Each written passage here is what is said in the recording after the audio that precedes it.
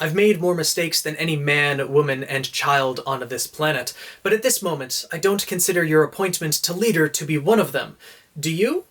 These words that Ozpin spoke to Ruby Rose back in Volume 1 of the RWBY series carry so much more weight behind them than any of us realized at the time, and frankly, more so than any of us will ever truly be able to understand. Ozpin has lived through many different lifetimes, and in doing so has been able to see the consequences of his choices in past lifetimes come to fruition many years later, and realized that at the time it may have been the right decision, or seemed like the right decision, but in hindsight has seen the mistakes that he has made. Ozpin carries all of these burdens with him, and we see a glimpse of some of these choices and mistakes that he's made in the past in one of the fairy tales of Remnant, the Infinite Man. There once was a man who was said to be very powerful. Some said he could even use magic. Others considered him a god for his capabilities, but he was always the first to deny that, saying, "I am only a man, not even a very good one." One day, this man came upon a village under siege by the creatures of Grimm, and where most would count their blessings and continue walking past, hoping that this situation would never befall them, this man headed straight towards the battle, as if these cries for help were calling his name in particular. This was a mistake. It was not his first, and it would not be his last. The man stood alone against an army of monsters, but eventually, after a hard-fought battle, the man was victorious. 4 survivors emerged from where they were hiding and found the man, alive but unconscious on the ground, and nursed him back to health. It took them 4 days to do so, but when he finally awoke, they greeted him and thanked him for saving them. The villagers asked the man, "How did you defeat so many Grimm by yourself?" The man simply replying, "I've been at this for a very long time." "But you could have died." "I likely would have, if not for you." "But you didn't have to stop and save us." "Of course I did. I was here when no one else could help." "Why did you stop and save me, nurse me back to health?" "Because we were here, and you needed us. And thus the circle is complete," the man replied. A little girl came forward and said, "I saw what you did," claiming that he was able to wave his staff, and the Grimm just simply turned to dust, that he was using magic. The other villagers shunned her away, saying that there was no way that that could possibly be true. The man replied, "Don't be so dismissive of the words of the young, especially when they speak the truth." Upon hearing that, the villagers were confused. "No dust can do something like that to the Grimm." "No dust can," the man agreed. And the villagers came to the conclusion, "You must have magic, you must be a god." The man simply replied, "I am only a man, not even a very good one." "How can you say that, though, when you put your life at risk to save complete strangers?" "I'm simply trying to be a better man." And with that, the man seemed to drift off to sleep. Later in the night, he snuck away from the village, but quickly realized he was being tailed. The 4 villagers and the young girl had followed him. He asked what they wanted, and they wanted to be more like him. "Maybe we won't be able to do the same things that you do, but maybe we could learn to try." The man was moved, but told them, "I travel alone." And the little girl piped up, asking, "Aren't you lonely?" The girl reminded him of his own family that had long since perished. "You don't have to be alone anymore." And then she repeated his own words back to him. "Don't be so quick to dismiss the words of the young." And the man replied, "Especially when they speak the truth." With that, the man was moved and decided to let those 4 follow him, and hoping that eventually they'd get to a village where he could leave them behind and continue his journey alone. But soon enough, 4 years had passed by, and their small group had grown in number. Whenever they had saved anyone from the Grimm, more would join their group.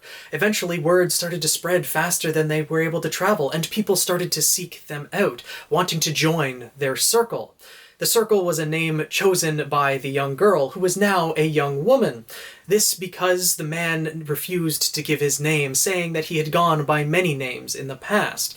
But people wanted a name to follow, something to rally around. The man simply replied this was a dangerous path, and he never intended to have acolytes to bring people with him onto this journey. The woman protested, saying that, "I thought we were more than that. I thought we were friends. I thought we were family." The man's voice softened and agreed with the young woman. "You are that. I have made many mistakes in the past that have hurt those close to me and strangers alike. Any who follow me will likely meet regret or worse. In particular, my family." The woman protested, though, saying that it was talk like that that inspired everyone to follow him. His own realization of his mistakes and his willingness to help others. That is what they are trying to accomplish there. He is their savior, but the man retorted that they were the ones who had saved him. The man reluctantly agreed that they needed to continue doing what they were doing, to teach as many people as they could to defend themselves from the Grim and unite humanity as much as possible. But eventually, as more people joined the group, one of them wanted to see if his powers were really real, if he was a man of infinite life. So he poisoned the man, and as the man lay on his deathbed, the circle wanted to put the traitor to death. But the man simply said, "Let him go so that he can tell others the truth, that I am only a man, not even a very good one." And so the circle listened to their leader and let the traitor go, but the woman held the man as he died, asking him, "You've told us in the past that you've lived multiple lifetimes. Won't you come back to us in your next one?" The man responding that he couldn't promise that, but the woman telling him to come back anyways. And with that, the man passed away. Years later, when the man had returned in a new lifetime, he sought the circle out and revealed himself to their leader. It was a mistake. It wasn't his first, and it wouldn't be his last. The woman was happy to see their leader return, the person who had founded the circle in the first place. The circle had settled in a village and had become known as the only place that could train people to defend themselves against the Grim, training in aura and unlocking semblances. They were doing a lot of good in the world, and they insisted that he rejoin them, that he instilled these beliefs and values. He was the foundation of the circle, and they would only be stronger by having him with them. He reluctantly agreed with their insistence, but it was a mistake. It wasn't his first, and it wouldn't be his last. For a few years, what the woman had said did come true, that they were stronger, more people were coming to the circle, and it was growing. Their influence, their strength, they were fighting against the Grim and doing a lot of good. Until one day, the circle was attacked. Not by Grim, but by a group of warriors. These warriors attacked men, women, and children alike, and although the circle outnumbered them and fought valiantly, these warriors were strong, and by the time the man arrived, many of them had already been injured. One warrior stepped forward, exclaiming that they came here to fight a god. The man insisted, "I am only a man, and not even a very good one." The warrior exclaimed, "Some say you can use magic, that you can die and come back to life. That's a god." The man insisted that he didn't want to fight, but the warrior would not back down, threatening that if he didn't fight, that they would kill everyone there. So the man reluctantly agreed, saying, "If I win, will you leave? It's a fight to the death. If you win, they'll be carrying my corpse away. And if I lose, then we'll carry your corpse away. Will you leave the rest of my people alone? Do you give me your word?" The warrior nodded in agreement. The woman in the village protested, saying that he didn't have to do this. But the man simply replied, "My life is simply one of many. If I die, it's just a minor inconvenience. But if you die, our future dies with you." And with that, the man turned to face the warrior, and the battle commenced. The man fighting with his staff, the warrior fighting with dual blades, one infused with purple dust, the other infused with yellow dust. The purple one could exert a pulling force on the man's weapon, and the yellow one could send shocks through his staff whenever he blocked her blows.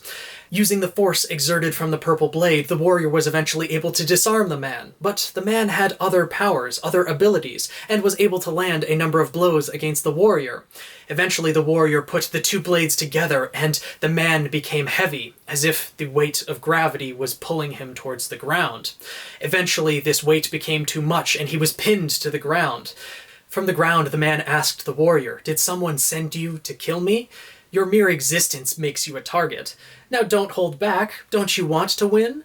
The man considered that for a moment, that this battle could rage on for a very long time and result in more casualties than what had already arisen. And in that moment, the man made a choice as the warrior raised the blades over her head. It was a mistake. It wasn't his first, and it wasn't his last. Years and years later, in a new lifetime, the man had traveled around the world asking about the circle, but no one had heard of it, until he came to one village and found an elderly woman. This woman was missing her left arm and her right eye, and upon hearing the name of the circle, there was a glimmer of recognition in her face. She told the man that the circle had long since been gone. A group of people attacked them and their ideals. Their leader had fought them, but once he had lost, those bandits continued to slaughter everyone there. That this woman was all that is left. The man asked why. Why did this happen? Why did they destroy us? Or why did they leave me alone to tell the tale? I've thought this over for many years, and I think the answer is just the same. To prove how much of a folly it is to put your trust in only a single man. Not even a very good one. The man knew that if the woman had asked who he was, he wouldn't be able to lie to her. But she didn't ask, and that hurt even more. Instead, the woman turned and hobbled away, and he let her go. And this is where the fairy tale ends and gives us a brief look into Ozpin's past lifetimes. If he has lived through multiple lifetimes and experienced this kind of pain and this kind of loss, it's no wonder as to why he is so hesitant to make decisions now. It's amazing that he is still standing, that he has the mental fortitude to go through all of this torment, to carry these memories with him from lifetime to lifetime. And I can only imagine what this is going to be like for Oscar when these types of memories take hold within him, when he realizes all of the pain and suffering that Ozpin has been through. This is a very intense and solemn tale, but there are some good lessons to be brought from this. And for that, I will simply read a portion of Ozpin's notes, as they summarize it much better than anything I would be able to come up with. This story reveals a different lesson for me whenever I read it, but in general, I have a less cynical take. I think it's about the power of belief and how it can move people to action, for good or for ill, or for a mixture of both. Trust is one of the most powerful forces in this world, and it is not to be abused or dismissed. As the story is related here, the infinite man placed his trust in the girl just as much as she did in him, and perhaps they set their expectations too high on both sides. It's only natural for us to want or need to believe in something higher and bigger than ourselves. Some people still worship gods, while others insist that we must be our own salvation. But the world doesn't work in absolutes, so why can't it be both? This rendition, in which the man is indeed everything he claims to be, is the most romantic, and I think balanced version of the story, which I have cobbled together from a variety of differing accounts in an effort to paint a larger and clearer picture, one that is slightly more sympathetic to the man. He is alternately portrayed as a hero or a fool, and again I say, why can't it be both? Less commonly, he is represented as the villain. In response, I offer another interpretation for your consideration. Good intentions do not always have good results. We are all fallible. We all make mistakes, and forgiveness of those failures goes hand in hand with trust. This story carries with it such a powerful meaning behind it, that yes, it is great to put trust in others, and as a group, people can accomplish such amazing things, but there are also those who will want to tear down anything that they feel isn't right. The man had spent multiple lifetimes building this circle, building this group of people who trusted him, wanted to do good in the world, wanted to do nothing but help others, and yet there was a small group that wanted nothing but to destroy them. This man placed his trust not only in the people that were close to him, but also in the warriors that had came to destroy them. He decided to trust their word, and was the ultimate mistake that led to his entire group's undoing.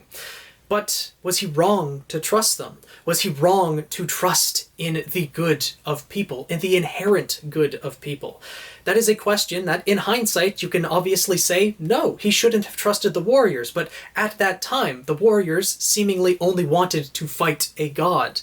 Because of that choice, the man thought that the rest of his people would be safe, that this would be the easiest way, that if this turned out to be true, then this is the way that it would have to be, that he would accept his death and come back in a different lifetime. But overall it resulted in the death of everyone that he held dear. What he had feared from the very beginning, and what Ozpin fears even to this day.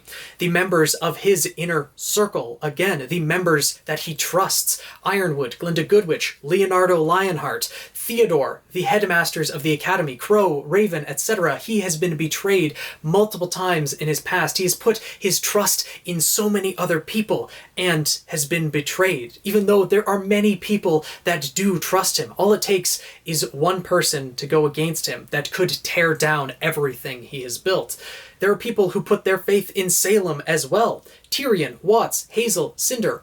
Cinder, maybe not so much. She's kind of in it for her own gain as well, but she still trusts Salem to a certain extent. We'll see what happens in Volume 8, but Tyrion especially puts his absolute faith in Salem, worships her as his goddess, and Salem accepts that role. Ozpin, on the other hand, wanted to be nothing more than just a man, treated as equal, wanting everyone to work together. Salem does everything herself. There are two conflicting ideals and many things that are at work behind the scenes in RWBY. Many different ways of thinking about things, many different ways about going through life. And whatever your takeaway is from this story, whether you see it as people putting too much faith in one person who never wanted it in the first place, or whether you see many people putting their faith in each other, building something that is greater than themselves, something that can do a lot of good in the world. It is up to you how you interpret it, but remember that the weight of all of these choices carries on long past our own lifetimes. There is so much contained within this fairy tale, and likely within the other fairy tales that I will continue to go over in the fairy tales of Remnant. I highly encourage anyone who wants to and is able to pick up a copy of the fairy tales of Remnant. The stories held within this book have so many little lessons and grains of truth, and events that are technically canon to the RWBY storyline, depending on how we want to interpret them.